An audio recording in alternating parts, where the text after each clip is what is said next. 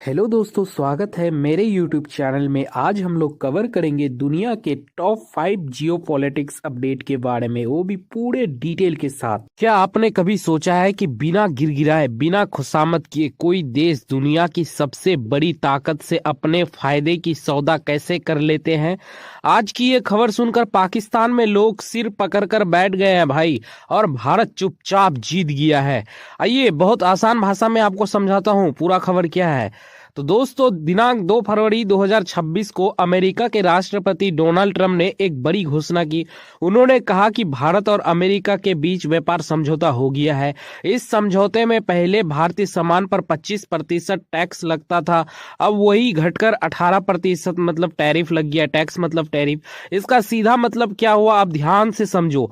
भारत का सामान अमेरिका में सस्ता होगा, भारत की फैक्ट्रियों से ज्यादा माल बाहर जाएगा, काम बढ़ेगा, रोजगार बढ़ेगा, देश की कमाई बढ़ेगा, यानी सीधा भारत को फायदा। प्रधानमंत्री जी की प्रतिक्रिया। प्रधानमंत्री नरेंद्र मोदी ने कहा, भारत के बने सामानों को अब कम टैक्स देना होगा। खेती और दूध जैसे संवेदनशील क्षेत्रों को पूरी तरह सुरक्षित रखा गया है। मतलब भारत ने अपनी जरूरी चीजों से कोई समझौता नहीं किया है। यह समझौता इतना खास क्यों है दोस्तों, इसको समझो। यह समझौता एक दिन में नहीं हुआ, बहुत समय से बातचीत चल रही थी, अमेरिका दबाव बना रहा था, लेकिन भारत पीछे नहीं हटा भाई। भारत ने साफ का फायदा दोनों का होगा, लेकिन नुकसान हम नहीं सहेंगे। और अंत में भारत को बेहतर शर्तें मिली। अब पाकिस्तान में इतना हंगामा क्यों मच गया है, ये समझो। अब असली कहानी यहां से शुरू होती है। पाकिस्तान को लग रहा था कि भारत और अमेरिका के रिश्ते खराब है, हम अमेरिका के ज्यादा करीब है। पाकिस्तान ने अमेरिकी की बहुत तारीफ की, राष्ट्रपति को बड़ा सम्मान दिलाने की बात की, तेल और संसाधनों का लालच दिया, लेकिन हुआ क्या, भारत बिना खुशामद किए अच्छी सौदा ले गए। पाकिस्तान में लोगों की प्रतिक्रिया, रिएक्शंस देखो वहां के लोगों की। सोशल मीडिया पर गुस्सा, मजाक, तंज, मीम। लोग कहने लगे हमने सब कुछ किया फिर भी कुछ नहीं मिला और भारत चुपचाप जीत गया। यह गुस्सा सिर्फ व्यापार का नहीं है, यह गुस्सा है इज्जत और असर खोने का। असली कारण क्या है, यह सिर्फ टैरिफ का मामला नहीं है, यह मामला है दुनिया में किसकी सुनवाई है, किसकी बात में दम है और कौन अपने पैरों पर खड़ा है। भारत ने दिखा दिया कि जो देश आत्मसम्मान के साथ बात करता है, दुनिया उसी की सुनती है। अब जरा सोचिए और बताइए, क्या दुनिया में वही लोग आगे बढ़ता है जो झुकता है, या फिर वही लोग जो अपने हक पर डटा रहता है?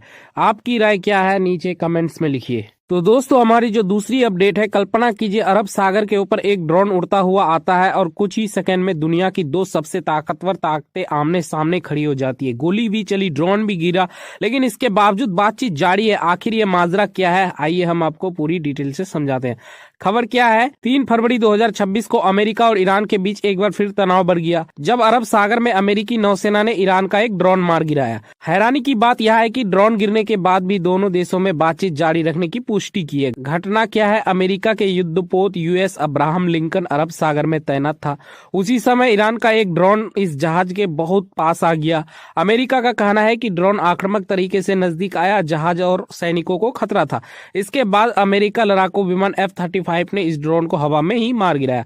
दोनों देशों का अलग अलग राय। अमेरिका का पक्ष, यह कार्रवाई आत्मरक्षा में की गई, अगर ड्रोन नहीं गिराया जाता तो सैनिकों की जान खतरे में पड़ सकती थी। ईरान का पक्ष, ईरान ने इसे उकसावे की कार्रवाई बताया। ईरान का कहना है अमेरिका जानबूझकर तनाव बढ़ा रहा है। बातचीत की स्थिति क्या है, तनाव के बावजूद बातचीत पूरी तरह बंद नहीं हुई। अमेरिका के राष्ट्रपति डोनाल्ड ट्रंप ने व्हाइट हाउस में बयान दिए, कहा ईरान के साथ बातचीत अभी चल रही है। ईरानी राष्ट्रपति मसूद अपने विदेश मंत्री को आदेश दिया, कहा अमेरिका से निष्पक्ष और सम्मानजनक बातचीत की जाए। विशेष बैठक, अमेरिका के राष्ट्रपति के विशेष दूत स्टीव विटकॉफ इसी सप्ताह ईरानी अधिकारियों से मिलने वाले हैं। सबसे बड़े विवाद के मुद्दे, बातचीत कहाँ हो। ईरान चाहता है ओमान में बातचीत, अमेरिका चाहता है स्थान पर कोई जोर नहीं। बातचीत किस पर हो, ईरान केवल परमाणु कार्यक्रम, अमेरिका परमाणु कार्यक्रम, मिसाइल शक्ति, क्षेत्रीय गुटों की समर्थन। दूसरे देश कतर, पाकिस्तान, सऊदी अरब, इन देशों को भी बातचीत में शामिल होने का निमंत्रण दिया गया है। ट्रंप की चेतावनी, अमेरिका राष्ट्रपति ने साफ कहा अगर बातचीत असफल रही तो सैन्य कार्रवाई से भी पीछे नहीं हटेंगे। पिछले वर्ष ऑपरेशन मिडनाइट हैमर, अमेरिका ने ईरान के परमाणु ठिकानों पर हमला किया था। यूएस अब्राहम लिंकन युद्धपोत समूह में लगभग 5700 सैनिक तैनात है।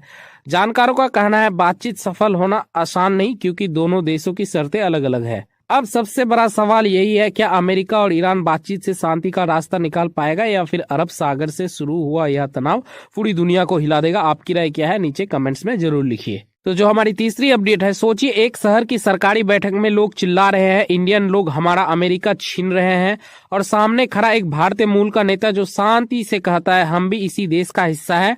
आखिर अमेरिका में ऐसा क्या हो रहा है, आइए पूरा डिटेल से आपको समझाते हैं। यह घटना कहाँ की है? फ्रिस्को शहर, टेक्सास राज्य, अमेरिका।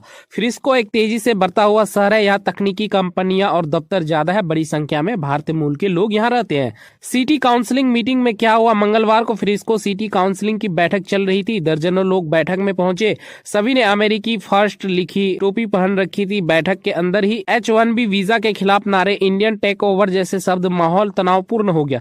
प्रदर्शन करने वालों का कहना था भारतीय लोग अमेरिका में आकर अमेरिकियों की नौकरी छीन रहे हैं। बर्ट ठाकुर कौन है? बर्ट ठाकुर फ्रिस्को शहर के पहले भारतीय मूल के सिटी काउंसिल सदस्य। वे अमेरिकी नागरिक है। 9/11 हमले के समय सार्वजनिक सेवा दे चुके हैं, जनता द्वारा चुने गए प्रतिनिधि है। बर्ट ठाकुर का जवाब, बर्ट ठाकुर ने बहुत शांत और समझदारी से कहा भारतीय लोग अमेरिका आए, फिर वे अमेरिकी बने और उन्होंने अमेरिकी सपने को मजबूत किया, क्योंकि अमेरिका सहभागिता चाहता है, नफरत नहीं।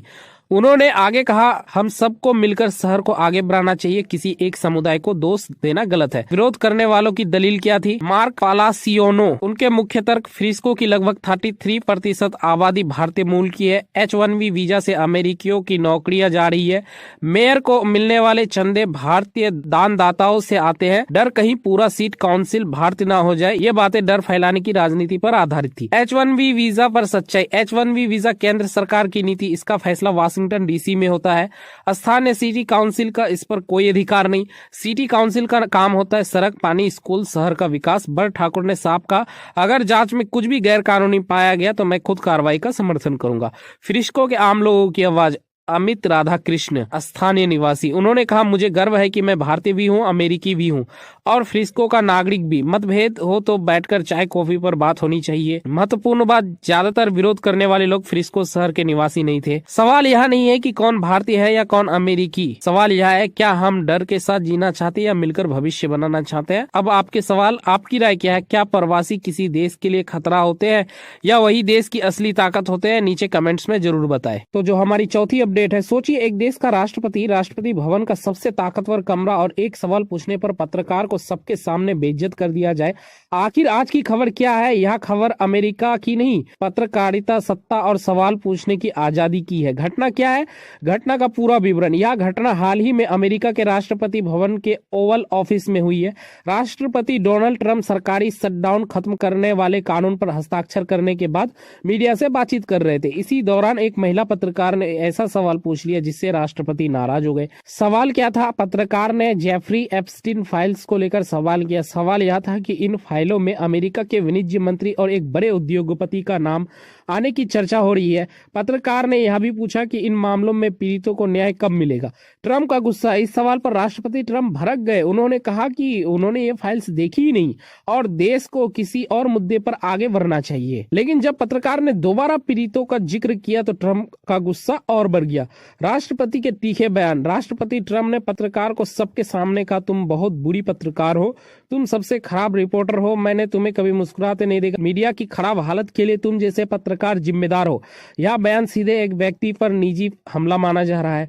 ट्रंप का पक्ष। ट्रंप ने दावा किया कि उनका नाम फाइल्स में सिर्फ एक साजिश के रूप में आया है। उन्होंने कहा कि यह सब चुनाव हराने की कोशिश थी। उन्होंने यह भी कहा कि इस मामले में उनकी कोई भूमिका नहीं है। दुनिया भर की प्रतिक्रिया। इस घटना का वीडियो सोशल मीडिया पर तेजी से वायरल हो रहा है। आलोचकों ने कहा राष्ट्रपति सवालों से बच रहे हैं। समर्थकों ने कहा ट्रंप ने मीडिया को सही जवाब दिया। कुछ नेताओं के एप्स्टीन से संबंधों पर इस्तीफे की बात आई, लेकिन ट्रंप ने इसे बहुत बुरा कहकर टाल दिया। अब आप बताइए, क्या किसी पत्रकार से सवाल पूछने पर राष्ट्रपति को निजी हमला करना चाहिए? अपनी राय कमेंट्स में जरूर लिखिए। जो हमारी पांचवी और लास्ट अपडेट है, डायरेक्ट न्यूज से शुरू करते हैं दोस्तों। पश्चिम बंगाल की मुख्यमंत्री ममता बनर्जी ने चुनाव आयोग के खिलाफ सुप्रीम कोर्ट में याचिका दायर की है। मुद्दा है मतदाता सूची का विशेष गहन पुनरीक्षण। ममता बनर्जी का कहना है कि यह प्रक्रिया संविधान के खिलाफ है और इससे लाखों लोगों का नाम वोटर लिस्ट से कट सकता है। विशेष गहन पुनरीक्षण क्या है? विशेष गहन पुनरीक्षण का मतलब मतदाता सूची की दोबारा बहुत सख्त जांच, जांच। चुनाव आयोग ने जून 2025 और अक्टूबर 2025 में आदेश जारी किया। इनके अनुसार 2002 के बाद जुड़े मतदाताओं को अपने दस्तावेज दिखाने होंगे। अगर दस्तावेज पूरे नहीं हुए तो नाम वोटर लिस्ट से हटाया जा सकता है। ममता बनर्जी की आपत्ति क्या है? ममता बनर्जी का कहना है यह प्रतिक्रिया साफ नहीं है, यह बहुत जल्दबाजी में लागू की गई है, गरीब और ग्रामीण लोगों के लिए मुश्किल है। उनका आरोप है कि मजदूर, किसान, गरीब, पिछले वर्ग, अल्पसंख्यक, इन सभी का नाम वोटर लिस्ट से हटाया जा सकता है। सुप्रीम कोर्ट में क्या हुआ? 3 फरवरी 2026 को सुप्रीम कोर्ट में 3 जजों ने इस मामले की सुनवाई की। सबसे बड़ी बात, ममता बनर्जी खुद कोर्ट में खड़ी हुई, उन्होंने खुद बहस की। उन्होंने मुख्य न्यायाधीश से कहा, महोदय हमें कहीं न्याय नहीं मिल रहा है, मैं बंधुआ मजदूर जैसी हालत में हूँ। उन्होंने रविंद्रनाथ ठाकुर का भी हवाला दिया। यह बयान पूरे देश में चर्चा का विषय बन गया है। ममता की याचिका के मुख्य बिंदु, विशेष गहन पुनरीक्षण प्रक्रिया रद्द की जाए, पुरानी मतदाता सूची को ही मान्य माना जाए, बिना अंतिम आदेश के नाम न काटे जाए, आधार कार्ड को मान्य दस्तावेज माना जाए, तकनीकी गड़बड़ियों को ठीक किया जाए। ममता का कहना है कि कंप्यूटर प्रणाली में गड़बड़ी के कारण सही दस्तावेज भी गलत बताकर खारिज किया जा रहे हैं। समय बहुत कम क्यों है? विशेष गहन पुनरीक्षण प्रक्रिया 14 फरवरी को समाप्त होनी है। कोर्ट ने राज्य सरकार और चुनाव आयोग को 9 फरवरी तक जवाब देने को कहा है, यानी फैसला बहुत जल्द आने वाला है। राजनीतिक बयानबाजी, भारतीय जनता पार्टी के प्रदेश अध्यक्ष ने आरोप लगाया, राज्य सरकार कर्मचारियों को डराती है, फर्जी कागज अपलोड कराए जा रहे हैं। उन्होंने कहा, ममता बनर्जी के दिन अब गिने चुने हैं। यह विवाद ममता बनर्जी और चुनाव आयोग के पुराने टकराव का हिस्सा है। तो दोस्तों, ये था टॉप 5 जियोपॉलिटिक्स अपडेट। अगर वीडियो पसंद आया तो वीडियो को लाइक कर देना, चैनल को सब्सक्राइब कर देना। मिलते हैं अगली वीडियो में, तब तक के लिए जय हिंद, जय भारत।